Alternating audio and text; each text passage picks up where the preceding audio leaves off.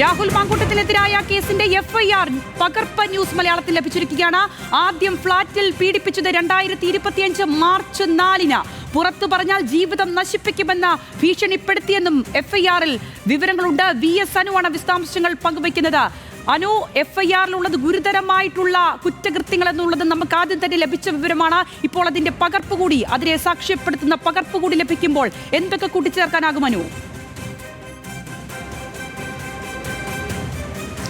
സംഗീത, വളരെ ഗുരുതരമായ ആരോപണങ്ങളാണ് ഈ എഫ്ഐആറിൽ രേഖപ്പെടുത്തിയിരിക്കുന്നത്.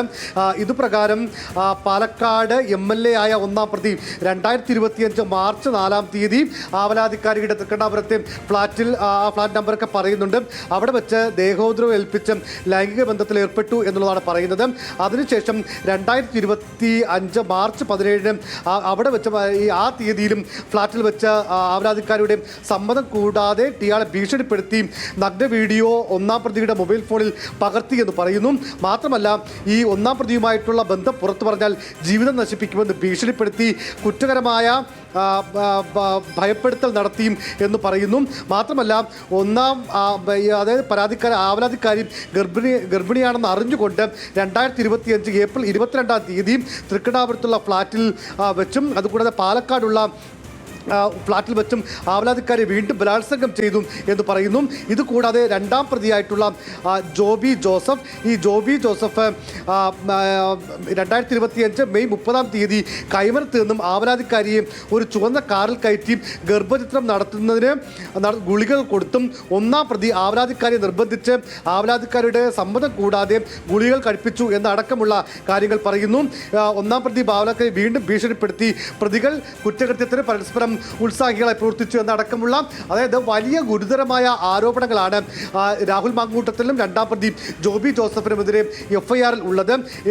BNS 64(2)F, 64(2)H, 64(2)M, BNS 89, 115(2), 351(3), 3(5), അതുകൂടാതെ IT ആക്ട് പ്രകാരം 66E, ഇങ്ങനെ വിവിധ വകുപ്പുകൾ പ്രകാരം വളരെ ഗുരുതരമായ വകുപ്പുകൾ ചുമത്തിയാണ് ഇപ്പോൾ രാഹുൽ മാങ്കൂട്ടത്തിനെതിരെ കേസെടുത്തിരിക്കുന്നത്. ആ എഫ്ഐആറിന്റെ പകർപ്പാണ് ഇപ്പോൾ പുറത്തു വന്നിരിക്കുന്നത്. സംഗീത, തീർച്ചയായും അനു, പരാതി എവിടെ എന്നുള്ളതായിരുന്നു ആദ്യത്തെ ചോദ്യം. പരാതി വന്നു, പിന്നാലെ വരുന്ന എഫ്ഐആറിലുള്ളത് അതിഗുരുതരമായ കുറ്റകൃത്യങ്ങൾ തന്നെയാണുള്ളത്. ഇപ്പോൾ ഈ വിശദമായി അനു പറയുകയായിരുന്നല്ലോ ഈ വകുപ്പുകൾ ഏതെല്ലാമാണ് എന്നുള്ളത്. അതിലേക്ക് ഒന്നുകൂടി വിശദമായി കടക്കുകയാണെങ്കിൽ എത്രത്തോളം വലിയ നിയമ കുരുക്കിലേക്കാണ് അനു ഈ രാഹുൽ കടന്നു പോകാനിരിക്കുന്നത്? ഈ എഫ്ഐആറിൽ അത് ധ്വനിപ്പിക്കുന്ന കാര്യങ്ങൾ എത്രത്തോളം ഉണ്ട് എന്നുള്ളത് വിശദമായി അനു. സംഗീത, വളരെ ഗുരുതരമായ ആരോപണങ്ങൾ ഈ പെൺകുട്ടിയുടെ മൊഴിയിൽ ഉണ്ട്. അത് ഈ പറയുന്ന റേപ്പ്, അതുകൂടാതെ തന്നെ ഈ സമ്മതമില്ലാതെയുള്ള ഗർഭചിത്രം, അതാണ് BNS 89 വകുപ്പ്. 10 വർഷം വരെ തടവ് ശിക്ഷ ലഭിക്കാവുന്ന കുറ്റമാണ് രാഹുലിനെതിരെ ചുമത്തിയിരിക്കുന്നത്. അങ്ങനെ ഗുരുതരമായ കുറ്റങ്ങൾ ഉള്ള ഒരു കേസിലാണ് പാലക്കാട് MLA രാഹുൽ മാങ്കൂട്ടത്തിൽ പ്രതി ചേർക്കപ്പെട്ടിരിക്കുന്നത്. ഒന്നാം പ്രതിയാണ്. ഇതിൻ്റെ അടിസ്ഥാനത്തിലാണ് ഈ പ്രതിക്കെതിരെ ലുക്കൌട്ട് നോട്ടീസ് ഇറക്കാൻ വേണ്ടി പോലീസ് തയ്യാറായിരിക്കുന്നത്. ഇന്ന് രാവിലെ തന്നെ ലുക്കൌട്ട് നോട്ടീസ് അത് bureau of immigration Thiruvananthapuram city police commissioner letter അയക്കുകയും ഇപ്പോൾ നിലവിൽ സംസ്ഥാനത്തെ രാജ്യത്തെ മുഴുവൻ വിമാനത്താവളങ്ങളിലും ലുക്കൌട്ട് നോട്ടീസ് ആക്റ്റീവ് ആയിട്ടുമുണ്ട്. ഇങ്ങനെ രാഹുലിന് വലിയ രീതിയിലുള്ള കുരുക്ക് മുറുകുന്നു എന്ന് വേണം നമുക്ക് ഈ ഘട്ടത്തിൽ പറയാൻ വേണ്ടി കഴിയുക. എഫ്ഐആറിൽ വലിയമല പോലീസ് സ്റ്റേഷനിലെ ക്രൈം നമ്പർ 896/2025 കേസായിട്ടാണ് രാഹുൽ മാങ്കൂട്ടത്തിൽ ഒന്നാം പ്രതിയും അദ്ദേഹത്തിന്റെ സുഹൃത്ത് ജോബി ജോസഫിനെയും രണ്ടാം പ്രതിയുമാക്കി കേസ് എടുത്തിരിക്കുന്നത്. ഈ എഫ്ഐആറിന്റെ വിവരങ്ങളാണ് ഇപ്പോൾ പുറത്തു വന്നിരിക്കുന്നത്.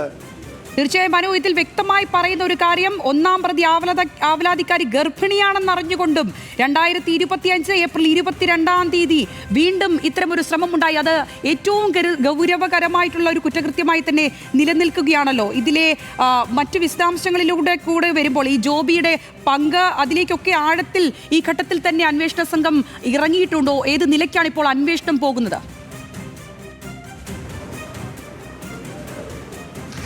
നമുക്ക് മനസ്സിലാക്കാൻ വേണ്ടി സാധിക്കുന്നത് ഇന്ന് തന്നെ പെൺകുട്ടിയുടെ രഹസ്യമൊഴി, അതായത് 164 സ്റ്റേറ്റ്മെന്റ് ഇന്ന് നെയ്യാറ്റിൻകര കോടതിയിൽ എത്തിച്ച് രേഖപ്പെടുത്താനാണ് അന്വേഷണ സംഘത്തിന്റെ നീക്കം.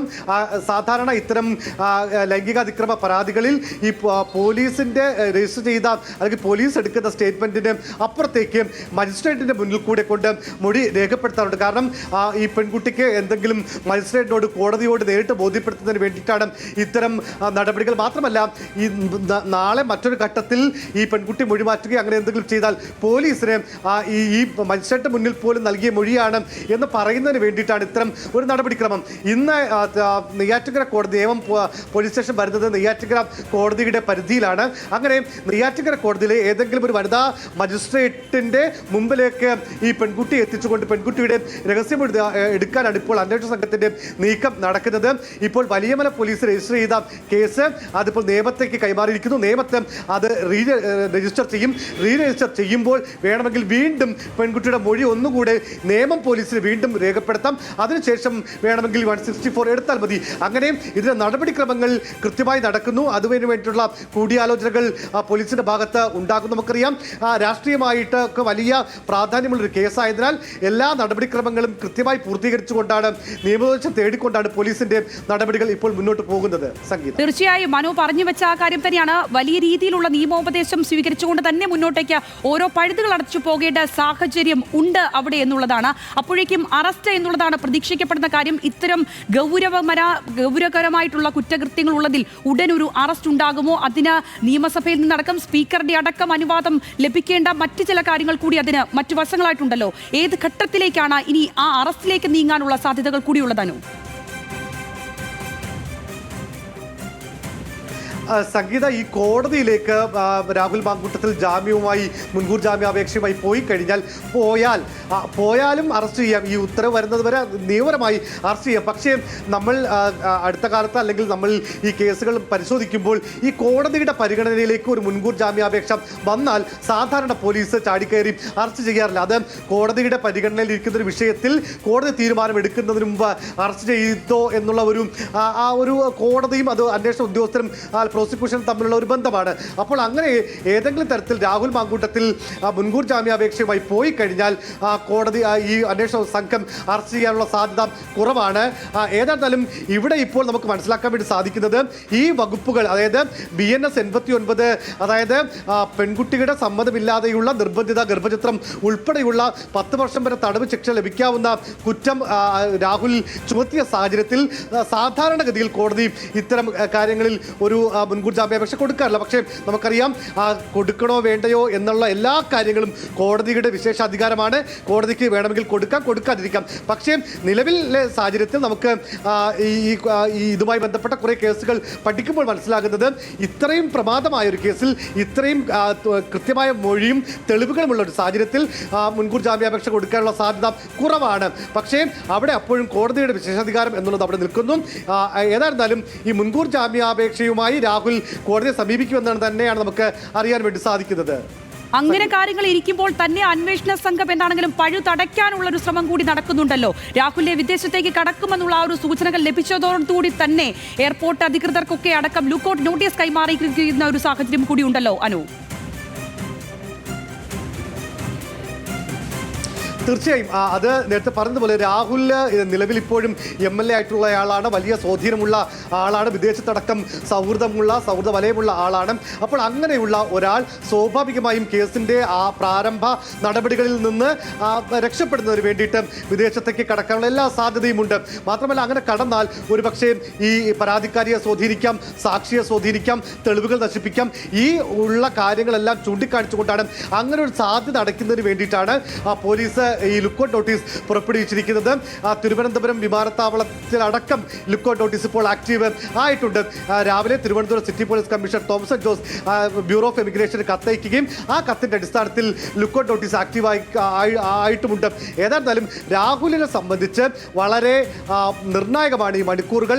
പോലീസിന് വേണമെങ്കിൽ അദ്ദേഹം കോടതിയെ നിയമപരമായി സമീപിക്കുന്നതിന് തൊട്ട് മുമ്പ് വരെ അദ്ദേഹത്തിന് അറസ്റ്റ് ചെയ്യാം. സമീപിച്ചാലും അറസ്റ്റ് ചെയ്യാം. പക്ഷേ സാധാരണ കേസുകളിൽ അങ്ങനെ ഈ അന്വേഷണ അന്വേഷണ സംഘം അങ്ങനെ ഒരു തിടുക്കപ്പെട്ട് ഒരു എടുത്തുചാട്ടം ഉണ്ടാകാറില്ല കോടതിയുടെ പരിഗണനയിൽ ഒരു വിഷയം ഇരിക്കുമ്പോൾ.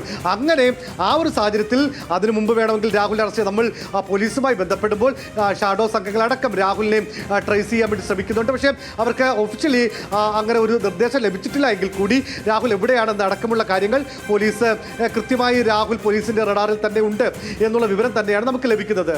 ശരി.